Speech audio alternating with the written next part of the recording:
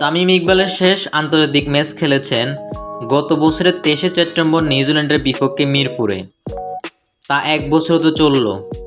তার আন্তর্জাতিক ক্যারিয়ারে ভবিষ্যৎ কী সেটাও এখন অস্পষ্ট।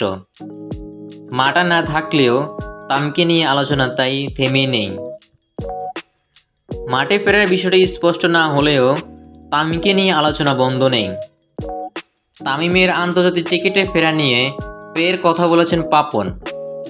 তিনি জানিয়েছেন, তামিমের ফেরার বিষয় এখনও পরিষ্কার করে কিছু বলতে পারেন না তিনি।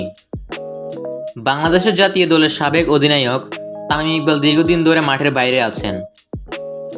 জাতীয় দলের এই ওপেনার আন্তর্জাতিক টি-20 থেকে অবসর নিলেও বাকি দুই ফরম্যাটে এখনও খেলার পথ খোলা রেখেছেন। 2025 সালে ফেব্রুয়ারিতে পাকিস্তানে বসবে আইসিসি চ্যাম্পিয়ন্স ট্রফি। গুঞ্জন রয়েছে ওয়ানডে ফরম্যাটে এই টুর্নামেন্টে দিয়েই আবারও জাতীয় দলে ফিরবেন তামিম ইকবাল। আগামী ফেব্রুয়ারিতে পাকিস্তানের মাটিতে বসবে সেরা 8 দলের এই আসর। আর সেই আসরে তামিমকে খেলার প্রস্তাব দিয়েছে বিসিবি। বোর্ড সভাপতি নাজমুল হাসান পাপন জানিয়েছেন, তামিম আবার দলে ফিরুক, এটাই তার চাওয়া।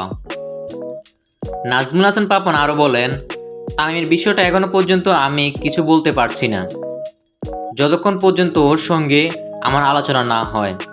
সেটা হয়েছে ওর সঙ্গে আমার অনেক দিন আগের কথা।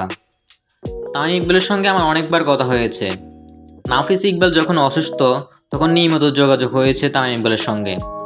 তার আগে ওর সঙ্গে আমার যখন বসা কথা ছিল তখন আমি আবার ফোন করলাম যে আসো, তখন সে বলল যে আমার তো খেলা, বিপিএলটা শেষ হলে আসবো।